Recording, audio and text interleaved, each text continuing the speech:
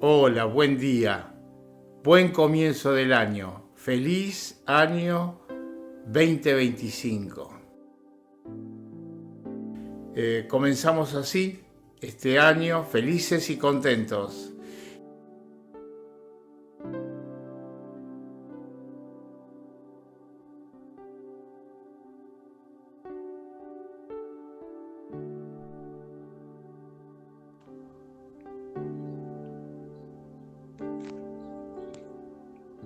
Pensamiento del día.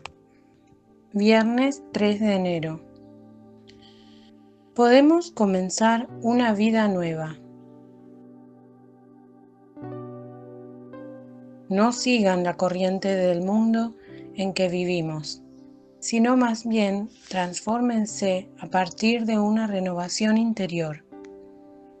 Así sabrán distinguir cuál es la voluntad de Dios, lo que es bueno, lo que le agrada, lo que es perfecto.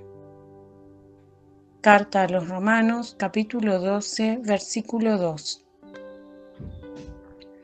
Nos encontramos en la segunda parte de la carta de San Pablo a los Romanos, en la que el apóstol nos descubre el modo de actuar cristiano como expresión de la nueva vida, del verdadero amor, de la verdadera alegría, de la verdadera libertad que Cristo nos ha dado.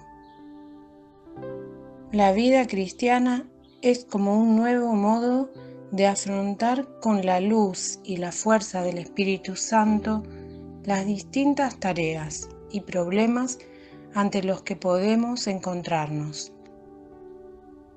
En este versículo, el apóstol establece el fin y la actitud de fondo que deberían caracterizar nuestro comportamiento. Hacer de nuestra vida una alabanza a Dios, un acto de amor extendido en el tiempo, en la búsqueda constante de su voluntad, de lo que le agrada. Chiara Lubich, fragmentos del comentario a la palabra de vida de agosto de 1993.